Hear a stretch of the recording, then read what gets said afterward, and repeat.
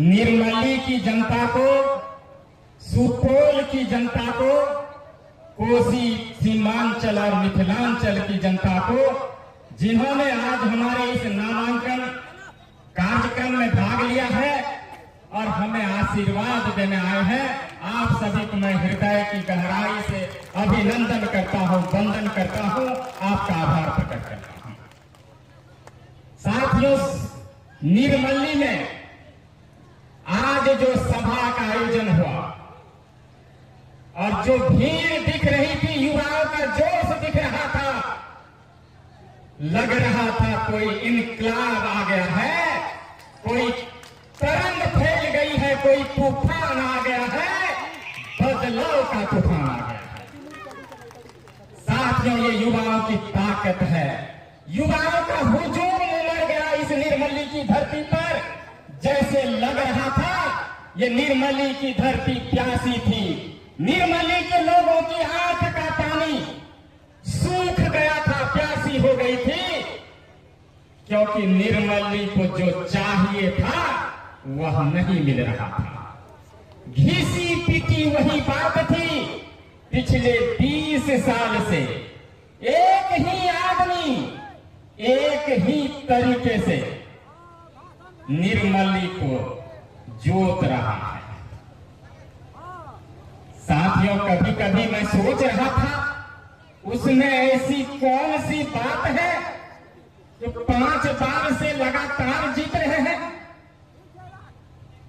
बहुत चिंतन करने के बाद हमें समझ में आया, हमें तो आदत लग गई थी।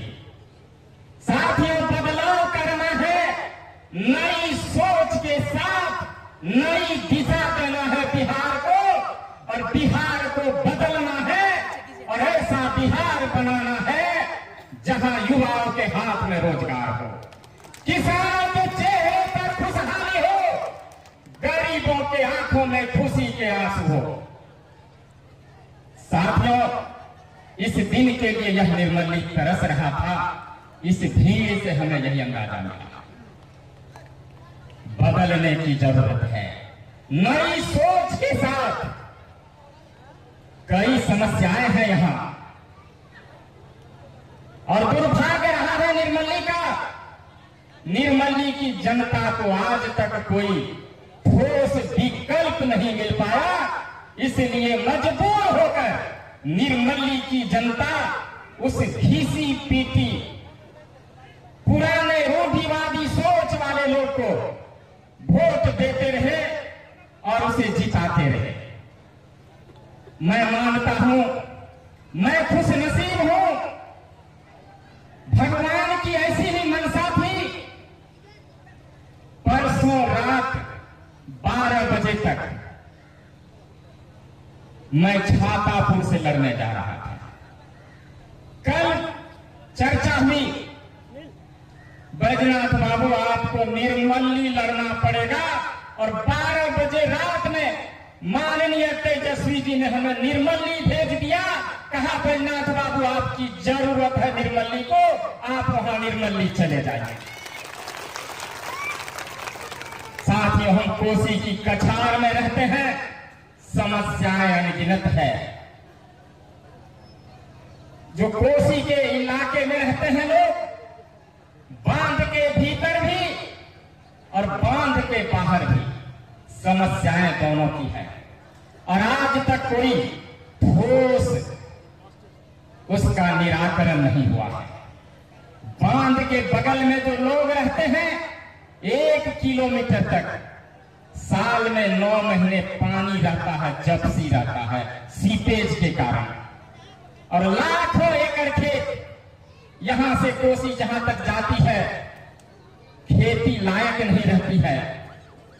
क्या किसी ने सोचा है इसका क्या निराकरण है? वो किसान जिसका घर जमीन कोसी के बांध के बगल में है, 1 किलोमीटर के अंदर में है, उसकी क्या दशा है? साथियों, इसके उपाय है, चैनल बना दिया जाए, पक्का चैनल 200-250 मीटर का, 10 फीट 15 फीट गहरा, प्लास्टर रहेगा सीमेंटेड, एक बूंद पानी उधर नहीं जाएगा और कोसी के बांध के आसपास जो लोग रहते हैं वो शान से खेती अपना कर पाएंगे, खुशहाल हो जाएंगे। ये करने की जरूरत है। लेकिन ये जो बिहार की सरकार है, यहाँ के विधायक हैं, उनको लग रहा है हम तो जीत ही रहे हैं, उनकी सोच वहां तक नहीं जाती है। साथियों, ये जो वर्तमान विधायक की सोच जहां तक पहुंचती है, बैजनाथ मेहता वहीं से सोचना शुरू करता है, उसके आगे सोचना शुरू करता है। बैजनाथ मेहता नया सुकून बनाना चाहता है, खुशहाल बिहार बनाना चाहता है, ताकि बिहार के युवाओं को मेहनत करने के लिए, रोजी रोटी के लिए अपने बूढ़े माता पिता को छोड़कर, छोटे छोटे बच्चों को छोड़कर, अपने भाई बहन को छोड़कर, अपनी पत्नी को छोड़कर दूसरे प्रदेश कमाने के लिए नहीं जाना पड़े। कोई ठोस निर्णय इन्होंने नहीं लिया है ये सरकार। और कभी कभी मुझे लगता है ये जो बिहार की सरकार है, 20 साल से काबिज है, उन्होंने ठेका तो नहीं ले रखा है उन गुजरात वाले फैक्ट्री मालिक का, महाराष्ट्र वाले फैक्ट्री मालिक का। चिंता मत कीजिएगा, मोदी जी से भी बड़ी दोस्ती है। बोलते हैं नीतीश जी कुछ कीजिए ना, फैक्ट्री तो हमारे यहाँ है। तो कैसे होगा, वहां मजदूर कहां से आएगा? बोलते हैं डबल इंजन की सरकार है मोदी जी, आप वहां हैं और मैं यहाँ हूं, आपके फैक्ट्री में मजदूर की कमी नहीं होने देंगे। ऐसी शिक्षा व्यवस्था देंगे वहां केवल मजदूर ही पैदा होगा और आपके फैक्ट्री में मजदूर की कमी नहीं होगी। हमारा बिहार का नौजवान वहां विवश है जाने के लिए, मजदूरी करने के लिए। साथियों, स्वास्थ्य की व्यवस्था की बात करें, बेडिंग बन रहा है, हर एक जिला में मेडिकल कॉलेज भी खुल रहे हैं। डॉक्टर कहां से लाइएगा? हर एक पंचायत में स्वास्थ्य केंद्र है, उप स्वास्थ्य केंद्र है, डॉक्टर नहीं है, नर्स भी नहीं है, खाली बिल्डिंग धनाधन करता है। ये हाल है स्वास्थ्य व्यवस्था की। बड़ी विडंबना है, आज किसी का दुर्घटना हो जाए, किसी का ब्रेन हेमरेज हो जाए, किसी का हार्ट अटैक हो जाए, पूरे जिला में बताइए कोई हॉस्पिटल है जहां इसका इलाज हो सके? आप यहां से कहां जाइएगा? सुपौल जाइएगा, रेफर कर देगा, रेफरल हॉस्पिटल बन गया। जाइए दरभंगा, दरभंगा जब ले जाइएगा अधमीरूत बाजे से पेशेंट कैसे यहां नहीं होगा, जाइए पटना। जब पटना ले जाते हैं तो बोला जाता है हॉस्पिटल में तो बेड ही नहीं है, और दम तोड़ देते हैं हमारे बिहार के लोग, हमारे इलाके के लोग। विडंबना है, आज मेडिकल की पढ़ाई इतनी महंगी है जो किसान के बच्चे, गरीब के बच्चे अपने बच्चों को मेडिकल की पढ़ाई नहीं पढ़ कर पाते। आप सोचिए, कभी कभी युवा नौजवान साथी हैं, बगल में देश है नेपाल, पूरब की तरफ बांग्लादेश, श्रीलंका, पाकिस्तान, वहां MBBS की पढ़ाई कीजिएगा तो 5 साल में 25-30 लाख में हो जाएगा।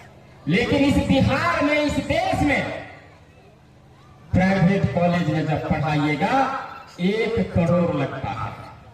इनकी सोची समझी साजिश है, ये नहीं चाहते जो बिहार के जो लोग हैं, इस देश के लोग हैं, अपनी जरूरत की चीजों को पूरा करने के लिए जिद्दोजहद करते रहते हैं, पूरी जिंदगी बिता देते हैं, रहने के लिए घर नहीं बना पाते हैं। साथियों, ये विडंबना है, ये सरकार का दायित्व है सही शिक्षा व्यवस्था दे, सबों को समान शिक्षा मिले, स्वास्थ्य की सुदृढ़ व्यवस्था हो, रहने के लिए घर तो हो कम से कम, शर्म आनी चाहिए। आजादी के 78 साल के बाद भी आज 100 में 80 लोगों के पास पक्के मकान नहीं है रहने के लिए। साथियों, इसी बदलाव को ध्यान में रखकर मुझे लगता है भगवान ने हमें कहा, बेटा तुम चले जाओ वहीं निर्मली कोसी कात में, वहां बड़ी गरीबी है, बहुत पलायन होता है, वहां की जनता तुम्हें पुकार रही है, तुम जाओ। और नहीं चाहते हुए भी हमें यहाँ निर्मली भेज दिया गया है आपकी सेवा के लिए, आपका प्यार पाने के लिए। साथियों, आपका प्यार हमें चाहिए। हम भरोसा दिलाने नहीं आए हैं, आपका भरोसा जीतने आए हैं। और आप माता बहने, अभिभावकगण, आपका अगर 2 बेटा होगा, समझिएगा एक बेटा और है बैजनाथ, आपके सुख दुख में हाजिर रहेगा, आपकी सेवा करेगा और हमेशा आपकी लड़ाई लड़ेगा। युवाओं की बड़ी समस्या है साथियों। बैजनाथ मेहता का अपना कोई सपना नहीं है, बैजनाथ मेहता का वही सपना है जो युवा के सपने हैं, जो गरीब के सपने हैं, जो किसान के सपने हैं, जो नौजवान के सपने हैं। और इस सपनों को पूरा करने के लिए बैजनाथ मेहता आपकी लड़ाई लड़ेगा, कदम से कदम मिलाकर चलेगा।